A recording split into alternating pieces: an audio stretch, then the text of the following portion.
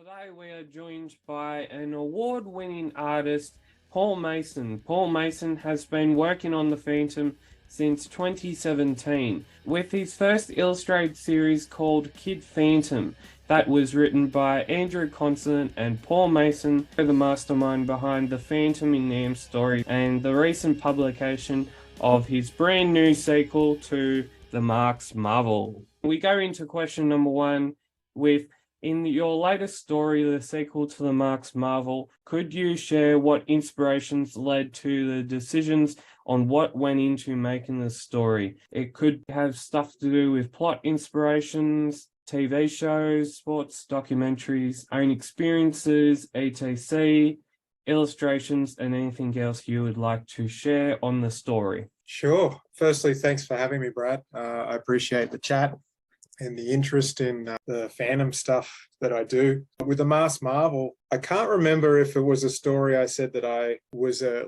fan of to Glenn first, or if he just assumed I was. But I've been fighting since I was a kid. In particular, I studied martial arts when I started when I was 10 or 12, and I've been training ever since. I've fought in 5 world championships for Taekwondo, various countries, and got a few medals and that sort of thing. So, I guess that sort of experience with whether it's the kickboxing or it's the Taekwondo or it's the boxing kind of gave me a bit of a mindset or thoughts that occur before, during, and after the fights that I always thought was a bit interesting. I guess when Glenn said to me at a convention in 2019, I'd done the first Vietnam story. I'd actually had a number of little pictures. I knew that working on Kid Phantom was taking up all my time, and I didn't want to upset Frew or talk about or impact that,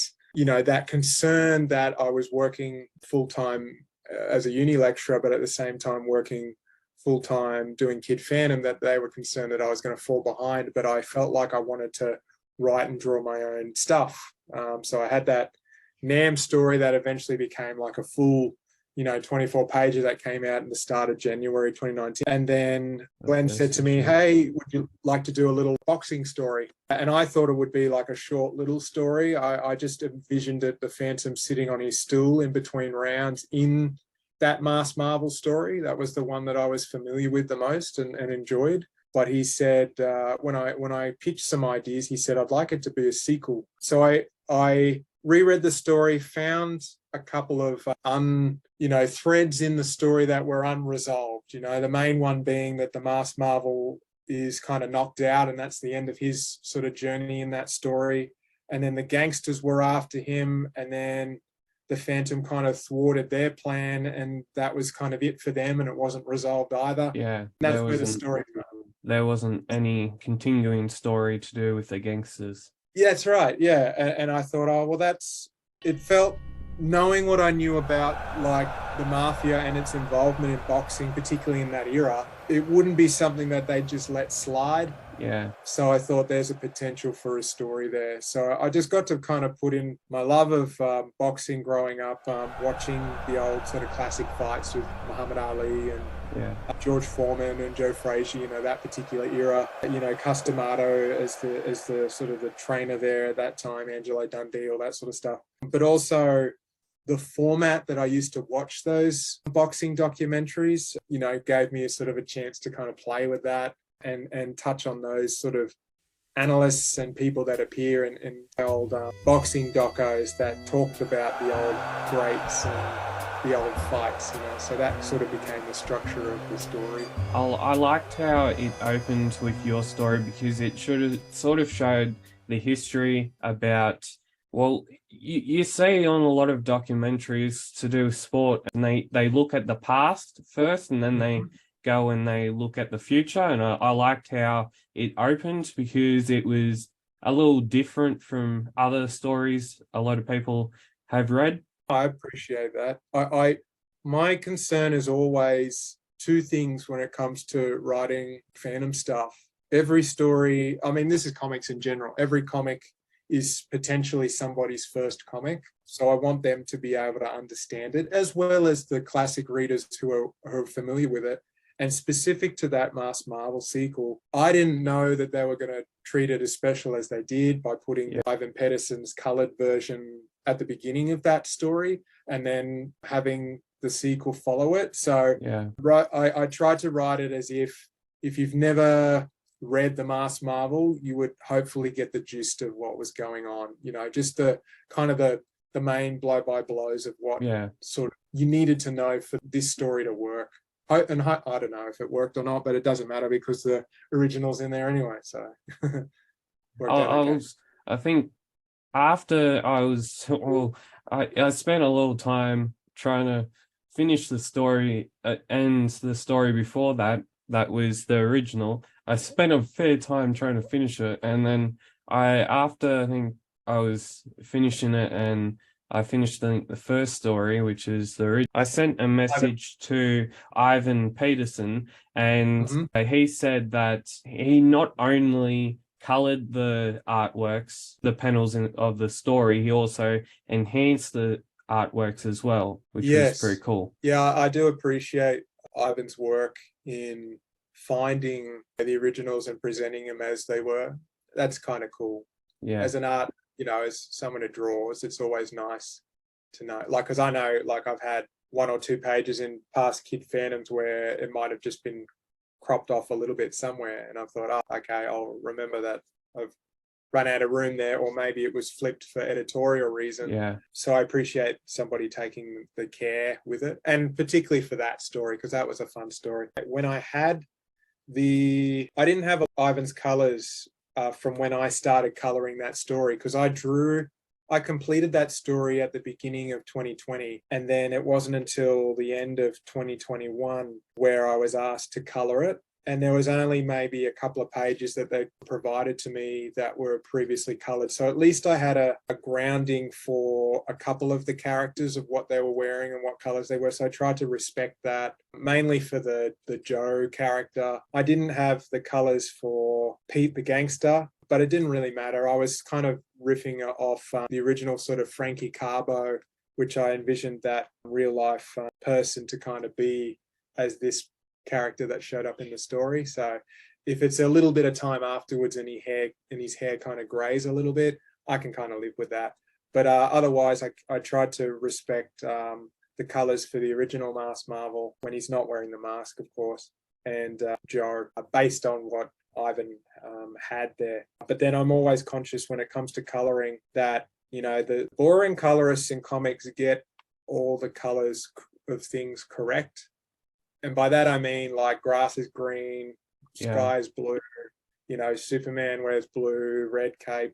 You know, you try to think in terms of what is the emotion of the scene and play with the real world colors as if how the light affects the base color of an object. So, and also take into consideration that each new scene is a nice separation if you do give it a distinct color notation. It's no different than, say, film storytelling. I use The Matrix or The Shawshank Redemption as an example, where different sections of the movie can be denoted by the tone or the tint of the color of that particular sequence. So in the real world, that you can see a little bit more of the human sort of warm colors coming through, but in the machine world, everyone's got that sickly green. And in Shawshank Redemption, the color of blue represents sort of incarceration or being trapped, and the color of red or warmer colors represent freedom. So anyone out there that remembers the movie or is doing a rewatch, you can see where tints of blue are enhanced or contracted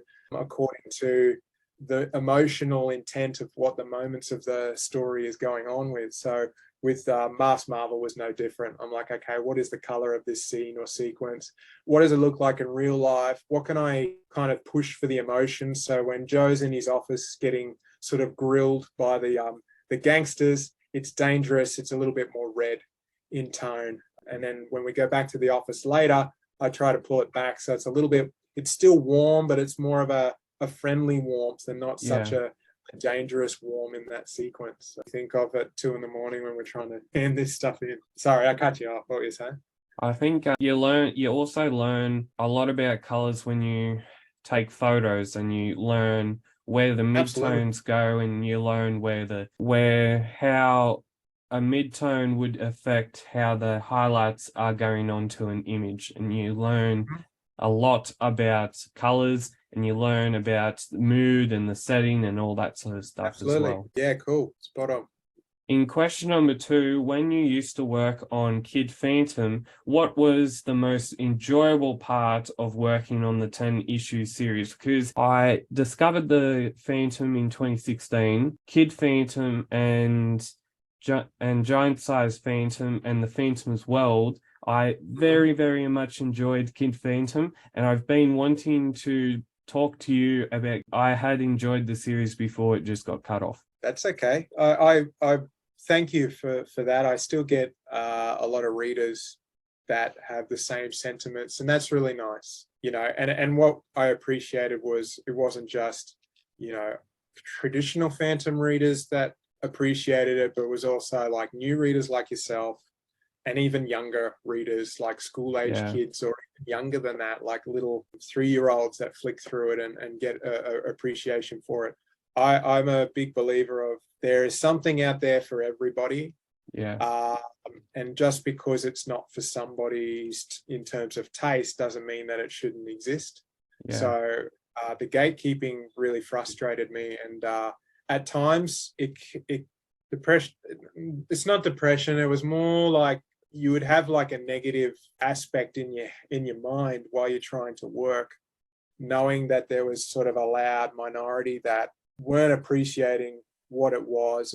And look, I'm not saying it was perfect. I was enjoying what, at first it was Gabriel Henriquez, who I worked with on the first issue. I enjoyed that plot, and I enjoyed playing with the Phantom's world in a kind of a cartoony or stylized approach that was no different to the cartoons that were out at the same time. So that's what we were trying to go for. I of course was always inspired by Cy Barry's version of that character, but I thought if young kids weren't reading the Cy Barry version of the character in 2017, then maybe something that was more like the cartoons that they were watching was going to be more appropriate at the time. So not everyone could see that, and that's okay. I mean, from all accounts, it was more the, corporate stuff above our heads that kind of put the brakes on the series than anything else. Did King Features not like how the story was going, or was it more towards the art? I never had any problems with King Features at all. I barely hear from him, apart from when Dudley kind of says your story is approved by King Features, or one or two really nice email from King Features saying this is exactly how we like the Phantom being depicted, and I've appreciated that. With Kid Phantom, I think editorial at the time had different ideas of what they wanted to do with, different versions of the property, and I'm not sure if Kid Phantom fit within the wheelhouse. I mean, these things could change, and you never know. I'm only sort of speaking in piecemeal. So what that means is I don't have the full picture. Yeah, you don't have the full story or something. No, that's right. And I think if there were a few more readers, you could probably put up more of a fight than anything else. But, the readers that we had, I very much appreciated. And I think that the best, to circle back to the question, because my brain goes like, here's 10 roads you can take, Paul, and try to speak them all at the same time. My favorite part was working with Andrew and getting those emails from Glenn if they appreciated the work. Working with Andrew was a lot of fun. It took me 9 or 10 issues to get comfortable with the character, drawing it, which is a shame. But I think one of the last issue was kind of fun because there wasn't a hard deadline on it, and I could play with it a little bit more, like I was told from the beginning, keep it flat color. And there were times where I could sort of sneak some gradients in here and there and try to think outside the box. Sometimes it wasn't always effective, but I learned a lot doing that series. There's nothing like just doing pages to sort of learn about what you're doing, how you approach stuff. I think not working on that series, I wouldn't have had the confidence to do sort of what I'm doing at the moment with different stories, because it allowed me to, I used to, when Andrew wrote like a thousand warriors in one scene, I was really like, oh, okay, how do I wrap my head around it? I don't know. I think I would approach it differently now in hindsight.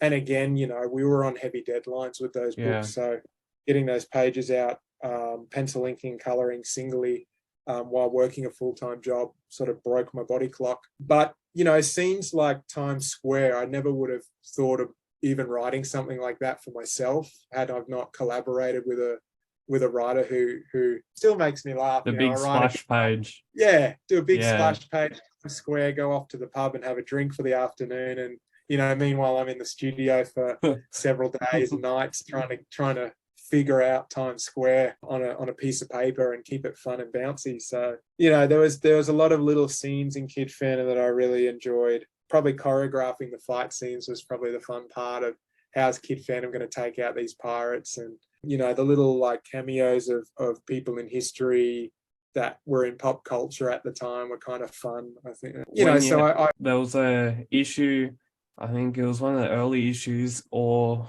what one was it? It was the one where the main part of it is, I think it was in New York or something, and it was based in the 60s. Yep. Yeah. Yep. That and London, the issue before that, the Beatles and Muhammad Ali, kind of characters like that. And even like the adults might get the two bouncers in London at the pub. I just modeled them off Hale and Pace, So there was just little things that you could just kind of lob in there and, have fun with it. So I kind of appreciated that stuff. And, for the readers that dug it, or even the little kids that liked, Cheezel the Cockatiel as sort of an unofficial third sidekick to Kid Phantom and Garan, that was kind of fun. Or and, the small we had devil, ideas. Yeah, and Diego. Diablo, yeah.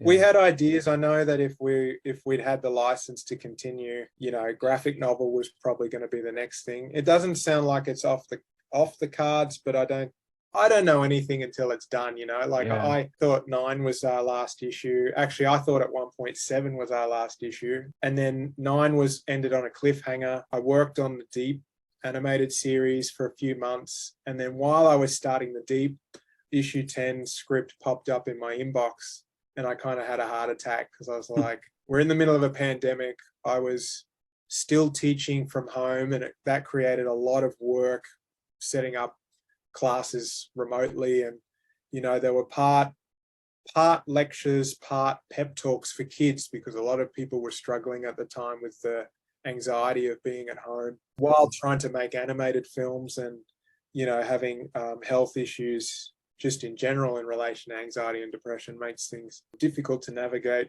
And then on top of that, working full time with the concept art, where you've got a 2-week turnaround on a script for anime. Yeah, 2 weeks per script you've got to do concept art on, and the art director will give you a list of, here's what I need designed. And usually for me, it was props or creatures of the sea. So it was a bit of a mix. And then on top of that, Kid Phantom 10. So it was a little bit crazy, but I probably had fun with that because it was like, what do you think we should do? And I thought it'd be nice to have Kid Phantom kind of, it was almost like the anniversary issue of a Spider-Man or something back in the day, where Kid Phantom comes face to face with all of the villains that he's faced in the series, So that was a kind of a fun little bit to do. So, while also being under the influence of scientific madness. That's right. Yeah, Andrew wrote a really interesting way to make that scene happen, and I dug it. It was a fun villain that I always liked. What I appreciated about Lee Falk and Ray Moore and Wilson McCoy, and even like Cy Barry, when they did their gangs, there was always a fun visual to the gangs. Now, the stories were probably always the same, but like you'll see it in Kid Phantom throughout. There's little nods to like Goggle-Eyed Pirates, or Swamp Men, or the Bad Ones. Like, because those visuals of those gangs were always fun to me. It's not just suit and tie gangsters. There's something tactile that as a cartoonist you can jump on. I think when issue number 10 came out, it came out in like June or July of That's right. 2020 or 2021, and 2020. you're literally because most of my comics were and Phantom comics were coming from the news agency, and that's where I was picking it up. And then one day you have a phone call come, and you say a phone call come, and they say, oh, there's another Kid Phantom book, or another Phantom or another book to pick up. And then you didn't really expect it. You didn't really expect to have issue number Nor 10 did I. of Kid Phantom come out when everything else, and you thought, well, I really, really thought that Kid Phantom was done and dusted. Then you hear and you say Kid Phantom number 10 come out, and you say, wow, I did not expect that to come out. No, I was surprised too. I think a reader had posted a photograph of the cover online, and I'm like, oh, hey, they released it. Cool. So that was nice surprise. Yeah. I think another thing when I was starting and collecting the series, was that they published issue number 2 with a coloring competition, and it was halfway through the book, and I entered in that coloring competition back in, I think, 2017 or 2018 or somewhere in there, and Yep. only, I think, an hour and a half away from where I was, that's where the person had won it. Oh, wow. Very close. Yeah, it was very, very awesome. That's cool. In question number 3, since we have already talked about your involvement with creating the sequel story to the Marx Marvel and drawing the illustrations for Kid Phantom, what is your favorite series or story you have worked on so far in your award-winning career? That's a very kind way of putting that question. Working on the Phantom, I really much appreciate. I know that it's not Marvel or DC, so we fly under the radar as cartoonists. I do appreciate when other cartoonists kind of dig what I'm trying to do, because, you work in a bubble, and you have no idea if it resonates with people sometimes. Sometimes you hear the bad stuff, but that's really kind. I think just like I'm having fun with this Vietnam series that I'm doing. The challenge is, the way that I pitched it was, well, originally it was just a short 8-pager. As I mentioned earlier, I didn't want to impact the Kid Phantom time. But then Glenn said, extend it. And then he said, see if you can think about how this might fit as a eventual graphic novel. I've had fun trying to figure out, well, I have no idea when these are going to be published and in what order. So they need to tell an overarching story, but at the same time, they need to be done in one stories. So if you happen to come across it, you'll understand what's happening. Yeah. So that I enjoy those. To understand instantly what's being spoken about and what's happening in the story. I hope so. There's a couple of there's one I'm working on at the moment that kind of ties in with a couple of, one that's already come out and one that hasn't come out yet. But the story in itself, if you don't know, you should be, it's like watching a TV show in a series, that's not too beholden to any of the shows surrounding it, like a classic TV show, like format, like The Incredible Hulk, that Bruce Banner's on the run, but the story is done in one episode, but it could link in as part of an overarching series. Yeah, exactly. Or there's a show I'm really enjoying at the moment called Poker Face, which is a continuing saga of this woman who's again on the run, but each episode is its own unique story of her. They call it How Catch 'Em. You know how you've got a mystery story usually called a whodunit, where where the main protagonist has to figure something out. And Columbo kind of popularized the term of a How Catch It, where you see who kills the person at the beginning, and then you watch as the main character figures it out. So that's what Poker Face is. So that's what I'm kind of having fun with these little Vietnam stories. They're all little puzzle pieces. They all could be hopefully read in different order, but they should all still make sense in terms of what the individual story is, but link up to the overarching series. So that's the thing. Plus working with my partner, Amanda, she's a great assistant editor, but also we've got a another story that we're working on that I've handed in one part of I think it'll be a 3-parter. So I'm working on part 2 at the moment. So that those are probably fun outside of Mass Marvel. But I'm pretty much, left to my own device, which is a good and a bad thing. A good thing in that I'm just having fun and handing stuff in and hoping that they enjoy it. Having that freedom and trust, I think. Yeah. The bad part about it is that sometimes you wonder if you're off the radar, or if there's no interest in you doing anything else other than what you're doing. So that's the paranoia that most cartoonists have when you're in your own head for a long stretch of time. So there's always you can go. I was going to say, anything with the purple person running around in it is usually fun to do in one way, shape, or other. And that's what I appreciate about the Phantom. You can put him in a sports story. He can be in a gangster story. You can do a war story. You can do a mystery. It can be fun and humorous. It can be serious in tone. It all depends on the era, the context, and what you want to do. So that's the flexibility of that character and that character's world that I really like. In any world and any career, there's always ups and downs with everything. This is true. Absolutely. In question number 4, what made you think when you were younger that you really wanted to make your art into a career and not let it just become a hobby? I still don't know if it's a full-fledged career. That's the thing about art, and everyone's got their own kind of take on it based on their own journey. When I was younger, I just enjoyed drawing. Yeah. And wanted to do it, when I grew up, and was just persistent with it. I found enjoyment in the subjects that focused on art and design and drawing, and, went on to uni to do it, fell into, your life takes different paths and you wonder if you make the right decision sometimes, but, like I continued studying. I ended up teaching. I've ended up teaching for, a long time now in relative terms, and always finding a way to, make the art work for me. And I don't know whether it's a justifiable cause of going, well, if I do this without having it contribute in some way, shape, or form to life or supporting of the family, then it's a waste of time. Yeah. But maybe sometimes you have to have that mindset. I don't know.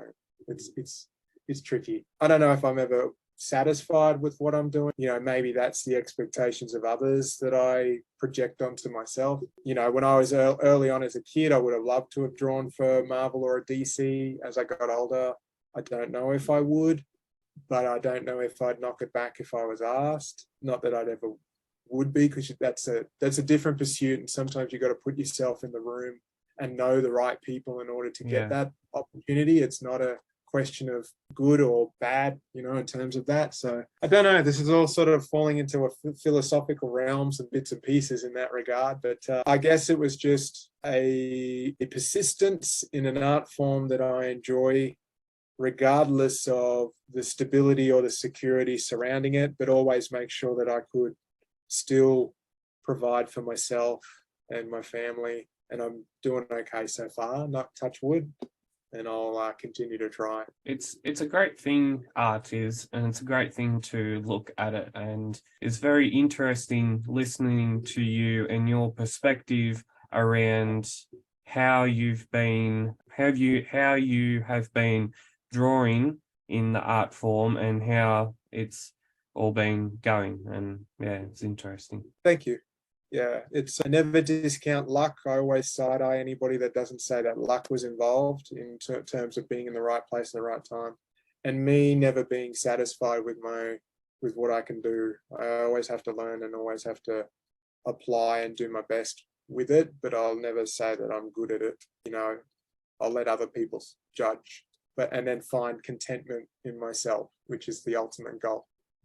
In question number 5, if you had to work with any Phantom writer or artist, modern or in the past, who would you want to work with the most and why? That's a tricky one. Barry. In question number 5, if you had to work with any Phantom writer or artist, modern or in the past, who would you want to work with the most and why? The most.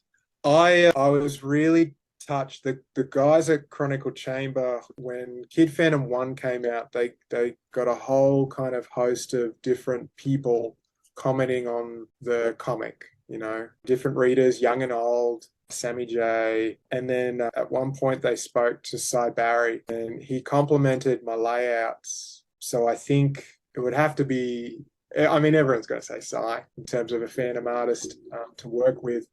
I know that he has a certain style that would sort of work over the top of in terms of inks. I would probably see learning a lot with him inking over the top of whatever layouts or pencils that I would do. It would be a lot less stylized than what naturally comes out. Style's a funny thing. It's not something that's sort of done on purpose. It's sort of almost a subconscious culmination of all of the influences that that an artist has and all of the things that they appreciate kind of spilling out through their hand. After you might start trying to mimic somebody and it might be a very conscious effort of mimicking somebody, but naturally your own style spills out. You can kind of see it with where artists have been told to draw by King Features for a certain way in the newspaper strip and then slowly acclimatize the reader to something else. It was the same with you look at the early John Romita Sr. Spider-Man comics immediately following Steve Ditko.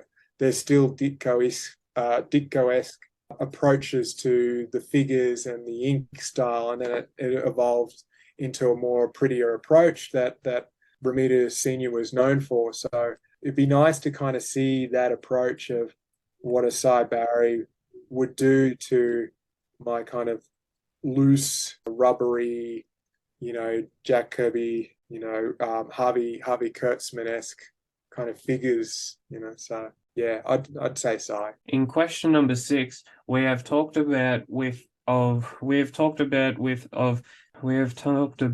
of the things you have worked on and the people you have worked with.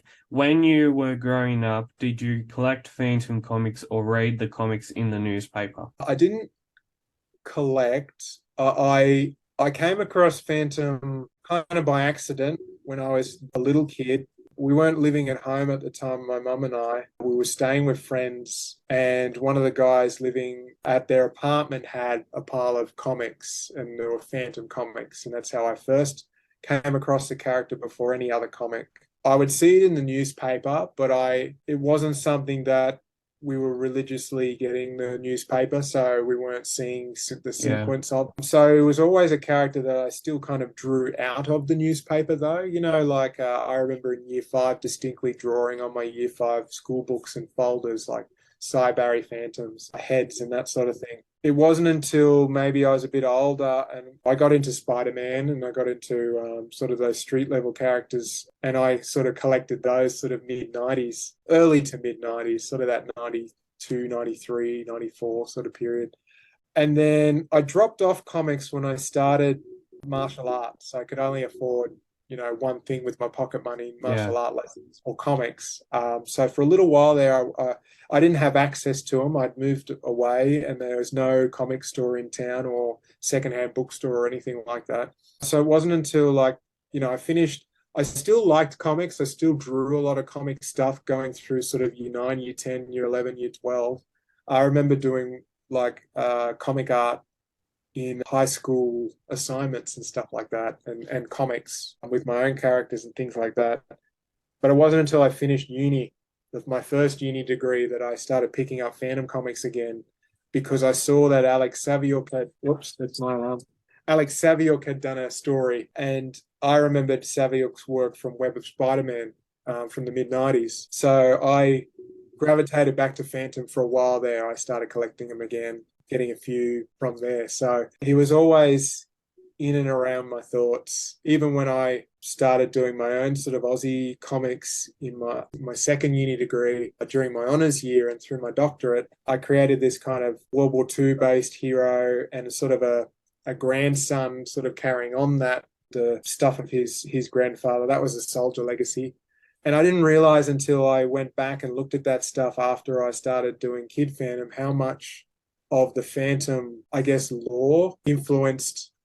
I I don't know, because I was inspired by Jack Kirby and sort of Stan Lee comics and those old sort of World War II Captain America based stories of the mid 60s that they were doing together. So that was kind of the catalyst for that.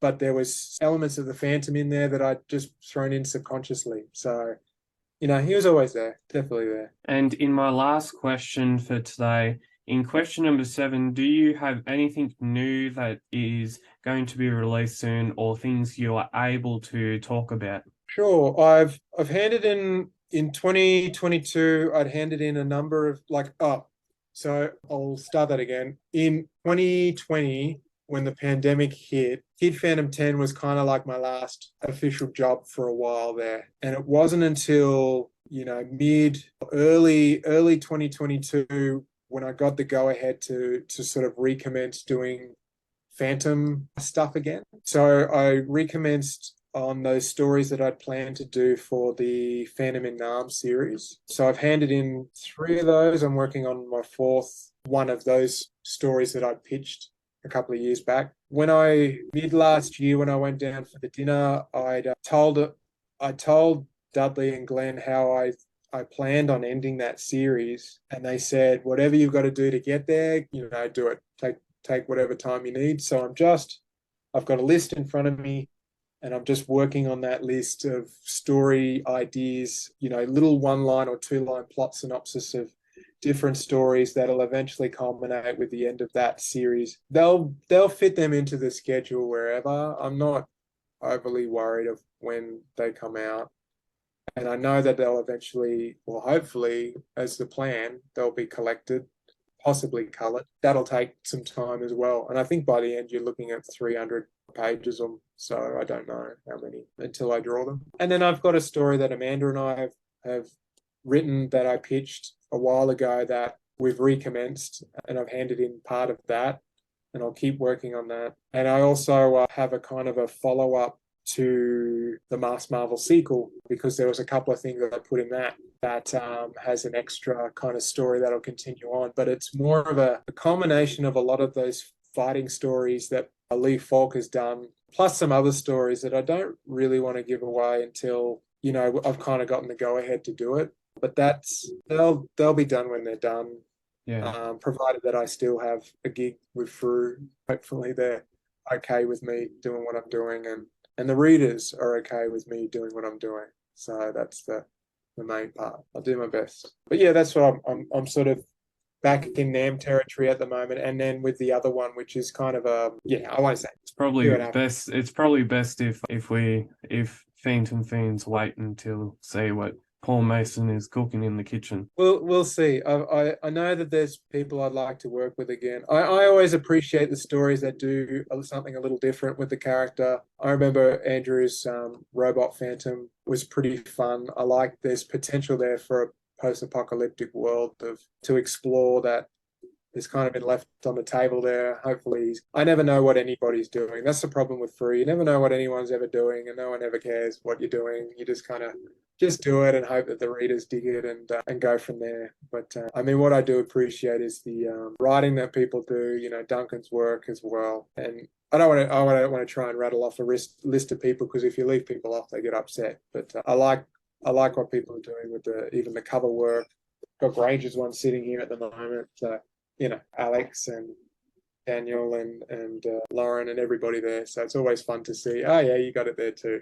Fantastic. Yeah, so, I like what Frew are doing, being experimental in terms of going outside the box of style and not just sticking to 2 or 3 rotation of people. That's a good mix. So yeah, I think that I just petered out in my brain. So hopefully that answered the question somewhere. It's all good. So for Phantom Fiends, if they don't know who you are, where could they, and if they have any further questions, where could they find you to ask them? If they go to my website, which is just masoncomics.com, MASON comics, there's, it's kind of a very wanky shrine. When you apply for work and you go through sort of the academic world, it's always important for people to see what you're doing. So that's kind of why I sort of maintain that website, to that you tick the box of job parameters so I can keep my job and continue to work and continue to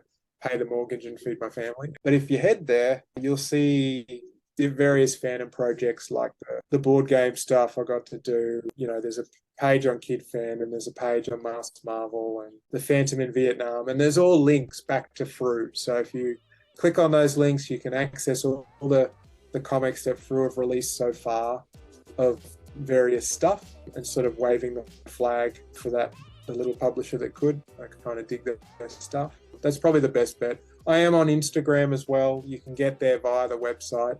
Click on the links below on the page. And I'm on Facebook. I've got a Facebook page there. And, sporadically post stuff every now and again. But you can sign up to the newsletter there on my website if people want the occasional news of whatever's coming out or what's going on. So that's probably the best place. Thank you, Paul Mason, for joining me on my podcast, and I hope to see more great things from you in the future. Thank you. And if you would like to subscribe to the Phantom Cave Reviews, well, you can if you want to. And as always, keep Phantom Caving and